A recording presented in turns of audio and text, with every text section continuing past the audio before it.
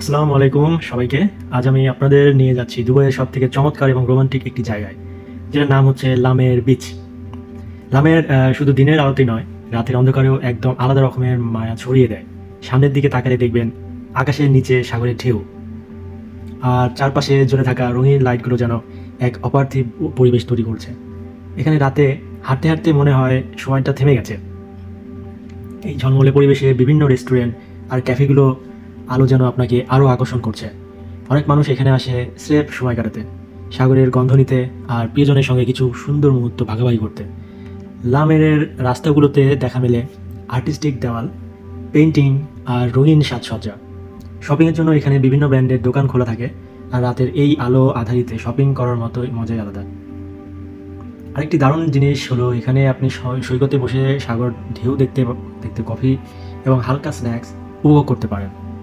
রাতের সাগরের ঠান্ডা হাওয়া আর লাইটের প্রতিফলন সব মিলে এক অন্যরকম অনুভূতি।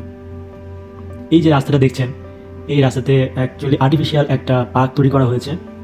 এখানে যারা ফরেনাররা আসে, অনেক দেশ থেকে মানুষ আসে, তারা এই জায়গাটা অনেক লাইক করে, কারণ এখান থেকে দুবাই বুর্জ আল খলিফা দেখা যায় এবং রাতের ঝলমলে আলোতে 31-এ এনজয় করার মজাই আলাদা।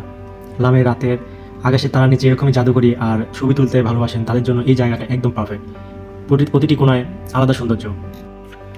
এই জায়গাটা শুধু সমুদ্রের জন্য নয়, আধুনিক স্থাপত্য আর আর্টের জন্য বিখ্যাত।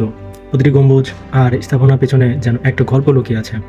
লামেরে এসে হাঁটতে হাঁটতে সময়টা কখন যে কেটে যায় বুঝতে পারি না। সূর্যাস্তের এই মোহনীয় দৃশ্য যেন নতুন বছরের সুন্দর আশীর্বাদ বার্তা নিয়ে এসেছে।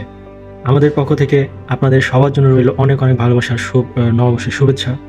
Happy new year 2025। লামের এই কৃত্রিম গম্বুজগুলো একবারে মনোমুগ্ধকর, আর এখানে বুর্জ আল খলিফার দৃশ্য একদম অসাধারণ লাগে দেখতে। আর আপনারা বিশ্বাস করবেন না, এই যে একটা নির্জন রাস্তা দেখতে পাচ্ছেন, এই রাস্তাতে যখন আপনি একা একা হাঁটবেন তখন মনে হবে যে একটা ভৌতিক একটা সময় কাটছে।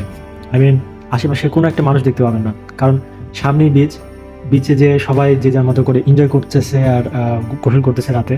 ঠান্ডা আর গরম বলে কোনো কথা নেই, তারা অল টাইম এইগুলো আসলে মজমস্তি করা নিয়েই ব্যস্ত থাকে যারা ফরেনাররা আসে এখানে।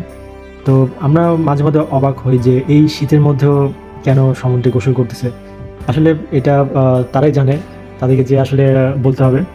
আর মাঝে মধ্যে আমরা এখানে যখন ঘুরতে যাই তখন আসলে ফরেনারদের দেখে আমরা নিজেরাও একটু অবাক হয়ে যাই যে আসলে ওরাও কী ধরনের, আমরা কী ধরনের।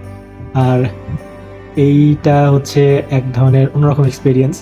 তো যাই হোক বন্ধুরা, সবাই ভালো থাকবেন, সুস্থ থাকবেন, এবং আমার পরের কোনো এপিসোডে আপনাদের সাথে দেখা হবে।